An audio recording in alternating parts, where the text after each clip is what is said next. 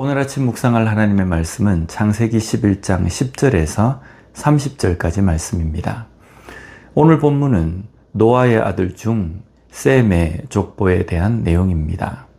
셈의 족보는 단순한 한 가문의 내용이 아닙니다. 이 족보는 홍수 중에도 보여주신 하나님의 긍휼과 사랑의 증거입니다.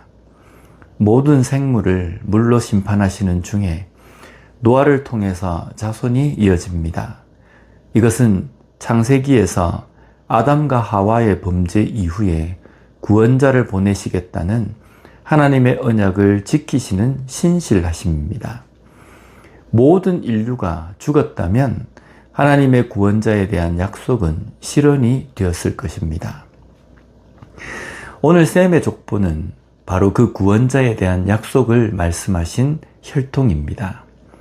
셈 이후에 자손들의 수명을 가만히 보면 이전 사람들보다 절반으로 줄어든 것을 볼 수 있습니다. 셈의 경우에는 약 600년을 삽니다. 그 이후부터는 500년, 400년, 300년으로 줄어듭니다. 그리고 24절과 25절을 보면 나홀은 29세에 데라를 낳았고 데라를 낳은 후에 119년을 지내며 자녀를 낳았으며 나홀은 148세를 삽니다.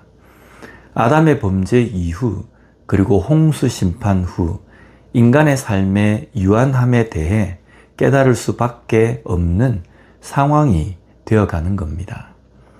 그리고 사람이 사는 것, 생명이 하나님의 손에 달려 있음을 인정할 수밖에 없는 것입니다. 현대의 과학도 생명 연장의 꿈을 가지고 연구를 합니다. 그래서 지금은 불과 100년 전보다 평균 수명이 늘어났습니다.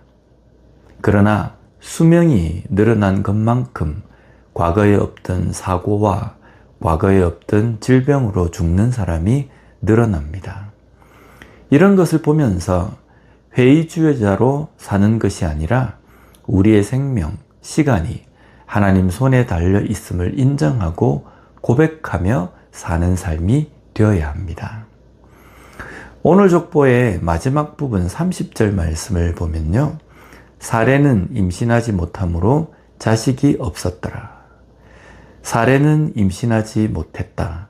그래서 자식이 없었다는 것은 당시의 상황으로 보면 치명적인 것입니다. 당시에는 다산으로 많은 자식이 있는 것이 하나님의 축복으로 여겨지던 시대입니다. 그런 가운데에 임신하지 못했다, 자식이 없다는 것은 주변의 사람들에게 손가락질을 받을 만한 일입니다. 그리고 이런 상황을 사람이 어떻게 해결할 방법이 없는 것입니다. 이 시점은 절망, 불가능, 위기의 순간일 겁니다. 그러나 성경에서 이것이 강조된 것은 바로 이때가 하나님의 때임을 말씀하시는 겁니다. 우리의 삶에서 하나님의 때는 어떤 불가능하고 절망적인 순간만이 아닙니다. 우리의 모든 순간이 하나님의 때입니다. 그러나 우리는 우리가 뭔가를 할 수 있는 때에는 그것이 하나님의 때임을 인정하지 못하고 깨닫지 못합니다. 그러다가 불가능하고 절망적인 순간을 만나면 그제서야 하나님의 때를 기다린다고 말합니다. 그러나 하나님의 때를 기다리는 것이 아닙니다. 지금 서 있는 그 자리도 하나님의 때입니다. 그러기에 우리는 매 순간순간 하나님의 때 가운데서 살아가고 있음을 잊지 말아야 합니다.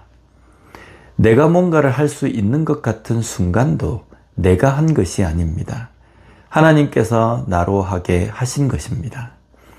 그러기에 우리의 삶에서 그것을 깨닫고 인정하는 삶이 되어야 합니다.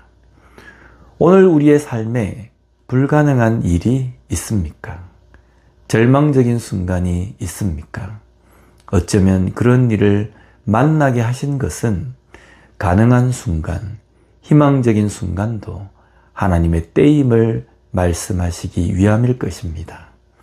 잠시 멈추어 서서 나의 모든 순간순간이 하나님의 때임을 인정하고 고백할 수 있는 삶이 되게 해달라고 기도합시다. 그래서 내 인생 가운데 살아가는 삶이 아닌 하나님의 때 가운데 살아가고 있음을 바로 깨닫고 고백하며 살아가는 우리 모두가 되었으면 좋겠습니다. 기도하겠습니다. 하나님 아버지 감사합니다. 오늘 말씀을 통해서 우리의 삶에 하나님의 때가 언제인지를 바로 깨닫게 해주시니 감사합니다. 내가 할 수 없고 절망적인 순간이 바로 그때가 하나님의 때가 아니라 지금 현재 마치 내가 한 것처럼 살아가는 이 순간 또한 하나님의 때임을 깨닫고 인정하고 하나님께 맡기며 감사하며 살아가는 우리가 될 수 있게 주님 도와주시옵소서. 오늘도 우리에게 주신 하나님의 때를 살아갈 때에 하나님의 백성답게 하나님의 주권을 인정하며 살아가는 우리의 삶이 되게 하여 주시옵소서. 예수님 이름으로 기도드립니다. 아멘.